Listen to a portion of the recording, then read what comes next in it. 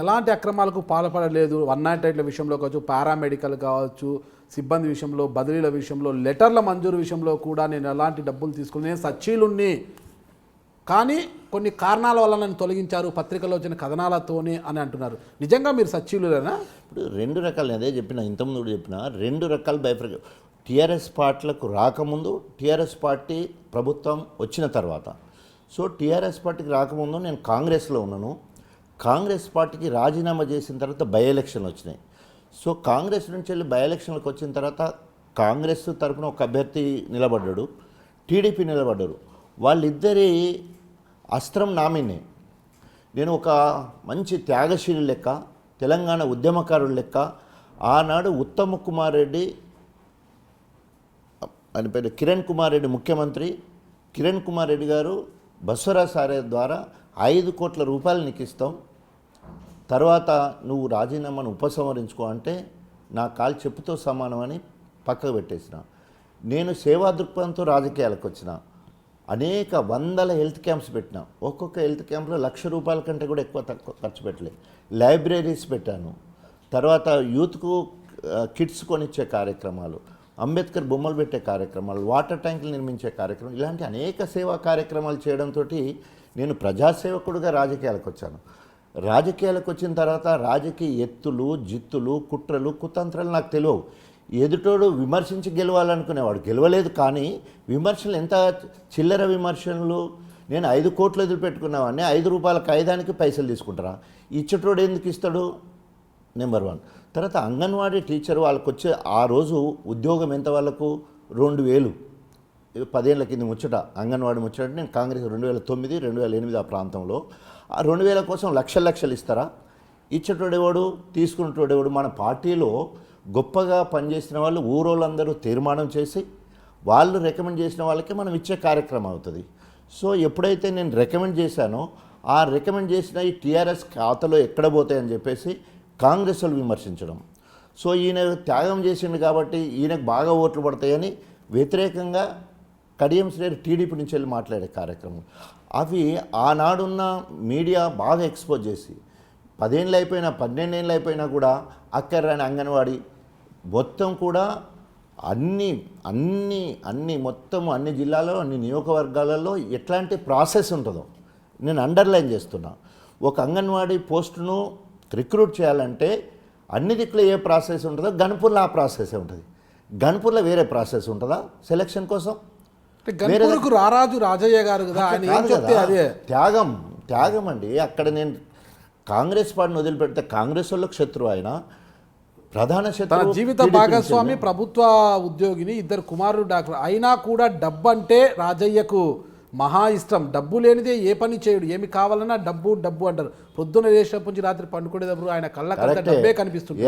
డబ్బు ఇచ్చి ప్రజానాయకుని కావాలనుకున్నాను. నేను సంపాదించే దాంట్లో అత్యధికము ప్రజలకు పంచిపెట్టి, డబ్బే కరెక్టే, వైద్య వృత్తిలో కష్టపడి సంపాదించిన డబ్బును ప్రజలకు పంచిపెట్టి, ఆ డబ్బును పంచిపెట్టి నేను ప్రజానాయకుని అయ్యాను. ఈరోజు ప్రజాదరణ పొందుతున్నాను. డబ్బులు ప్రజలకు ఎలా పంచిపెట్టారు మీరు?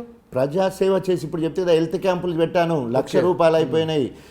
కిట్స్ ఇచ్చాను, ₹1,00,000 అయిపోయినాయి. తర్వాత వాటర్ ట్యాంక్ కట్టించాను, ₹1,00,000 అయిపోయినాయి. అంబేద్కర్ బొమ్మలకు అయిపోయినాయి. ఇట్లాంటి అనేక సేవా కార్యక్రమాలకు డబ్బులు పంచిపెట్టడం అంటే ఉట్టిన రోడ్ల మీద చల్లుడు కాదు. అన్ని పైసలు లేవు. నా బీదరికం గురించి చెప్పాను. నేను డాక్టర్ 84 నుంచి మొదలు పెడితే ఈ రోజు వరకు నేను ఇప్పుడు ప్రాక్టీస్ చేస్తున్నాను. ఎవరైనా డిప్యూటీ సీఎం ఉండి, ఎమ్మెల్యేగా ఉండి ప్రాక్టీస్ చేస్తాడా? ₹100 కోసం, ₹200 కోసం. ఒకటి, వృత్తిపరం మీద గౌరవము, మన మీద ఉన్న పేషెంట్లకు ఉన్న నమ్మకంతో మనం అంత గొప్పగా చూస్తున్నాము. ఇంత సిల్లీ క్వశ్చను వాళ్ళెవరు అన్నారని చెప్పేసి అడగడం నిజంగా బాధాకరం. ఈరోజు రాజకీయాలలో ఇవాళ ఏ రాజకీయ నాయకుడు ఎవరైనా వారు రాజకీయాలకు వచ్చినప్పుడు వాళ్ళ స్థితిగతులు ఏందో చూడండి, ఇప్పుడు వాళ్ళ స్థితిగతులు ఏందో చూడండి. నేను ఎమ్మెల్యే కాకముందు, అండర్లైన్ చేస్తున్నా, నేను ఎమ్మెల్యే కాకముందు నాకు ఎన్ని వెహికల్స్ కానీ ఏ ప్రాపర్టీస్ ఉన్నదో ఏ మాత్రం పెరిగినా నేను దేనికంటే దానికి సిద్ధం. ఎమ్మెల్యే అయిన తర్వాత 2009 తర్వాత నా ప్రాపర్టీస్, 2009కి ముందు నా ప్రాపర్టీస్ చూసుకుంటే 100% ఐఎమ్ ట్రాన్స్పరెంట్. ఐటీలో ఏవైతున్నాయో అవి తప్ప ఎక్కడన్నా ఒక్క పైసాని ఎక్కడన్నా ఉంచినట్టు కానీ చూపించాయంటే దానికంటే ఇప్పటివరకు 2009 ఎమ్మెల్యే అయిన తర్వాత హాస్పిటల్ రెనోవేట్ చేసి ఇప్పటివరకు కూడా పూర్తి కాలేదు. నాది అంతకుముందు 30 మంచాలు దాకా ఉండి ఇప్పుడు నా కొడుకులు బిడ్డలు కోడళ్ళు ఇంతవరకు ఎర్నింగ్కి రాలేదు వాళ్ళు ఇంకా. సో వాళ్ళ కోసమని ఇన్నోవేట్ చేస్తే ఇప్పటివరకు దిష్టి బొమ్మలు ఎక్కువ ఉన్నది నా దవాఖాన. ఇప్పుడు అందరు పార్టీ వాళ్ళు అంటారు నాకు ఇది పూర్తి చేస్తే బాగుంటుంది అంటే ఉట్టిన ఇది హాస్పిటల్ పూర్తి చేయాలంటే నామ్స్ కరెక్ట్ లేవు, మున్సిపాలిటీ పర్మిషన్ రాదు, లోన్ ఇచ్చేదానికి అవకాశం లేదు, ఇప్పటివరకు దిష్టి బొమ్మలు ఎక్కిల్లు ఉన్నది. సో కాబట్టి విమర్శలు అనేది ఎవరైనా చేయొచ్చు, కానీ విమర్శలు చేసేవాళ్ళు దీన్ని నిరూపించాలా. వాళ్ళు విమర్శలు చేసినని మీరు ఇష్టం ఉన్నట్టు ప్రశ్నలు అడగడం మళ్ళీ మొదటికి వస్తారు. సీఎంది ఇదేమో TRS MLA deputy CM, this is different అండి. ఆ కాయిదాలు గీదాలు అనేది కాంగ్రెస్లో ఉన్నప్పుడు అండి. ఇప్పటి వరకు రిక్రూట్మెంట్ జరగలేదు. ఇప్పటి వరకు ఈ 2014 ఎన్నికల తర్వాత ఇప్పటి వరకు ఒక్క రిక్రూట్మెంట్ కూడా జరగలే అంగన్వాడీది. ఈ ఎలక్షన్లు బై ఎలక్షన్లు అప్పుడు ఇన్ని విమర్శలు చేసింది కడియం శ్రీహరి గారు అని చెప్తున్నాను కదా.